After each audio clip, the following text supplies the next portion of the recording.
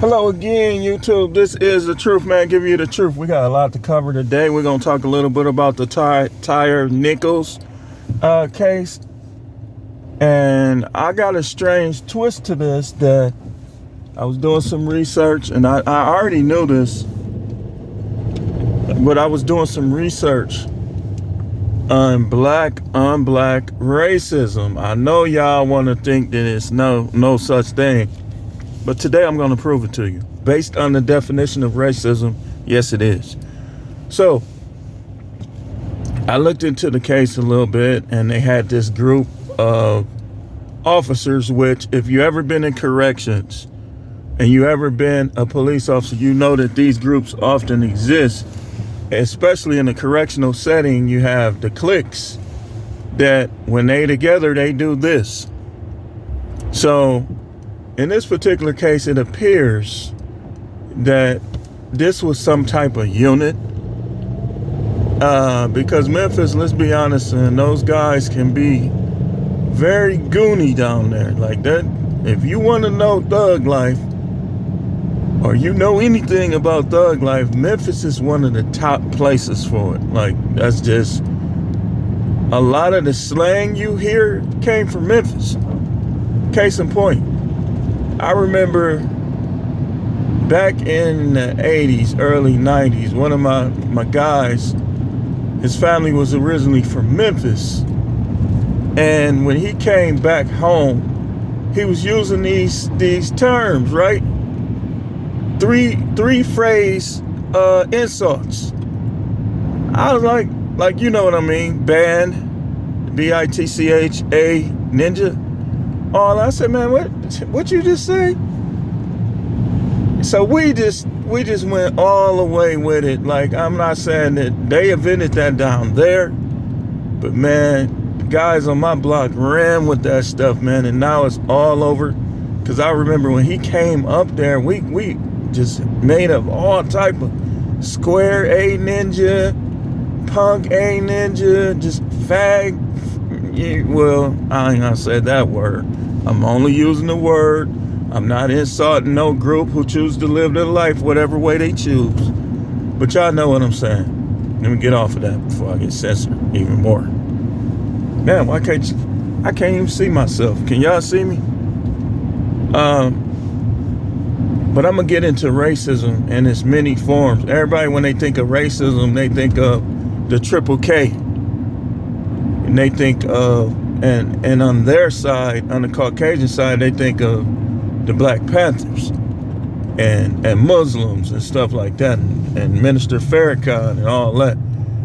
But racism has way more forms than that, and we're going to get into some of these forms because a lot of people, they don't understand when they're being racist or when they're somebody is being racist against them, because they think it's just a white versus black thing when it's not.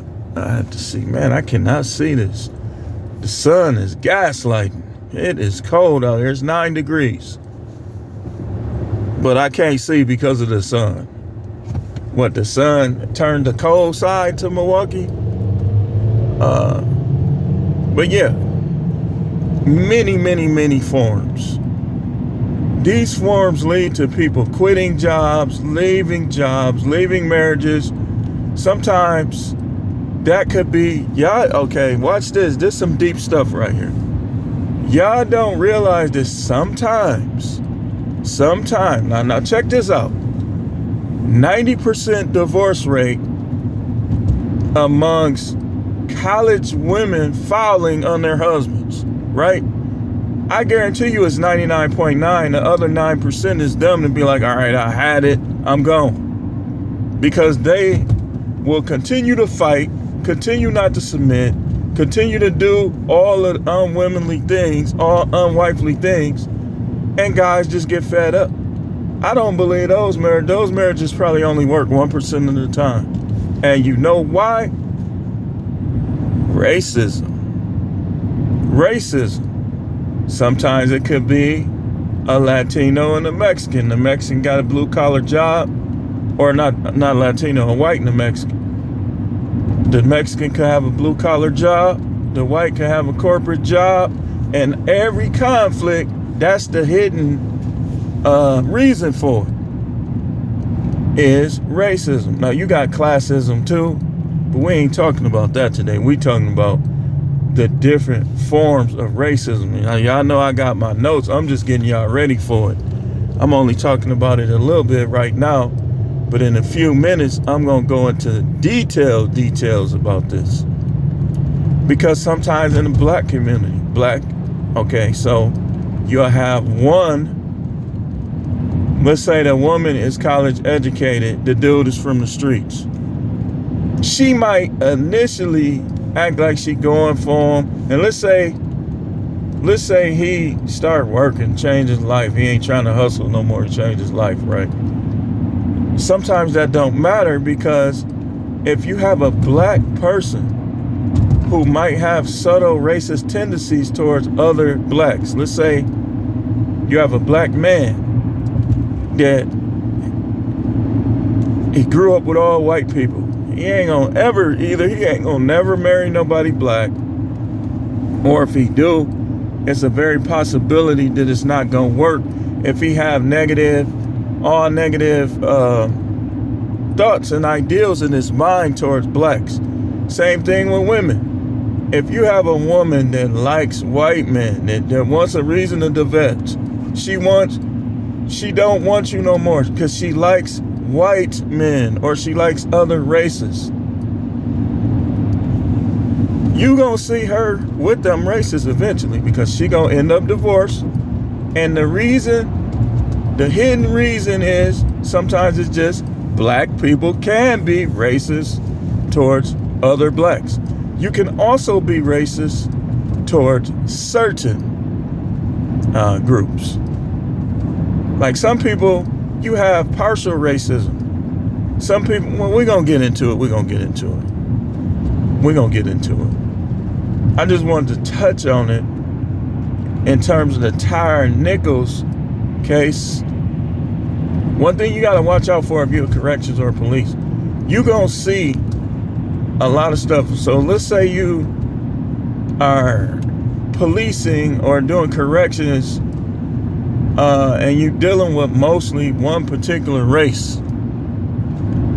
And even if you black, like you could be in Memphis, you could be in Jackson, you got to make sure that you being fair and you not letting those racist emotions dictate and determine your moves.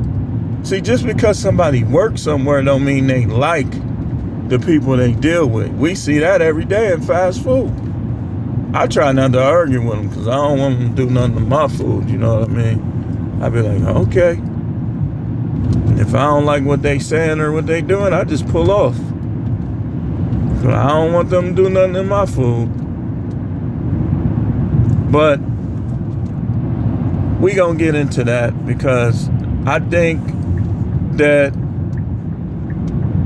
what they did was racially motivated in some ways. Like, if a police officer is black, what he has to watch out for in dealing with other blacks is that he don't get into this elitist mindset, this mindset where he start thinking he's better than them and he can't be fair and sympathize with whatever they got going. So you got to be careful with that. And I know because I got over 13 years in corrections, I've seen it all. I worked in a facility with all guys mostly with sex crimes, and most of them was against children. And you want to still be fair though. You want to make sure you're being fair in your dealings. But they let their emotions get out of control. Anytime you see somebody getting beat to death, somebody's emotions got out of control. We're going to talk about it. This is Truth Man. Channel is the No Matrix, No Simping, All Subjects channel.